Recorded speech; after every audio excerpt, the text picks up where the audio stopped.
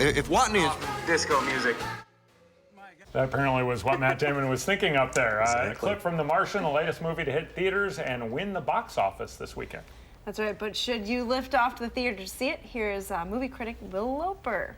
Good morning. Good morning. Well, it's hard out there for movies set on Mars, but The Martian sets a new bar, and thankfully, without any aliens, or in the case of Ghosts of Mars, no ghosts either.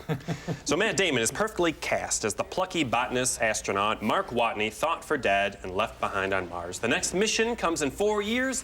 He's in a habitat built for 30 days, so he has to find a way to survive. It's a really intriguing and, most importantly, just a very simple premise. Man has to survive. Only in this case, it's on a planet millions of miles away from Earth. So soon, NASA finds out he's alive, and they attempt to send food and a rescue mission to go save him. So the movie's kind of cutting back between Earth and Mars, showing all kinds of things going wrong for both parties as they try to rescue Watney. Now, some crazy moments of tension in here. There's a great heaping of science, and most importantly, plenty of humor, as we saw in that clip. The movie never underestimates the power of a good laugh after a really tense moment, and Watney himself keeps a sense of humor throughout.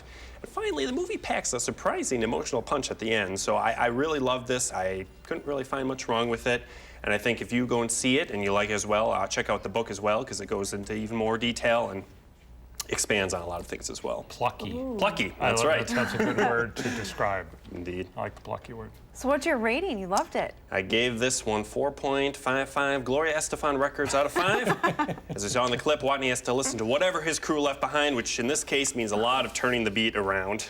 It's got a great soundtrack. You got ABBA, Donna Summers. Oh, you had me at ABBA. Yeah. What more do you need? Yeah. So what's next? Next up, I saw The Walk. And I don't know if I just didn't get enough of a panic attack 2 weeks ago seeing Everest, but I had to go apparently see another movie way too high for my liking. But I found myself in the IMAX for The Walk in any case. So this is the true story of Philippe Petit, played by Joseph Gordon-Levitt. He's a French tightrope walker who keeps looking for grander places to put his high-wire act. He walks across the Notre Dame Cathedral before setting his sights on the World Trade Center's finishing construction in 1974. So he and a group of accomplices head to New York City, sneak in, hang their cables overnight before Philippe walks the wire in the morning. Now, this movie is being billed as a spectacle movie, and it delivers on that front, the spectacle being him walking across the wire. Yeah. It's as crazy and nauseating as you'd expect. The movie often does kind of have a green screen plastic CGI look to it, so that kind of like the weather in the morning. What? No, that's all real. It's all real. I can't watch that. I know. Terrifying. It's still very tough to watch, even though it is kind of fake looking. So it's kind of too often focused more on the spectacle and the characters as well.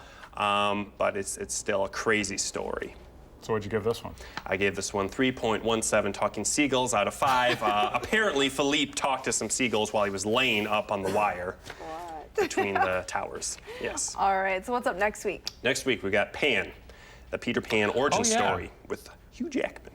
Well, it's kind of scary in the... no, it's not, though. I think so. It looks a little more adult. It's a little that scary. picture looks a little freaky. Yeah, He's a little scary in it. We saw the trailer for that in the theater, and the kids were like, no! They were a little scared. Maybe not. Yeah, take caution. All right. Thanks, Will. Thank you.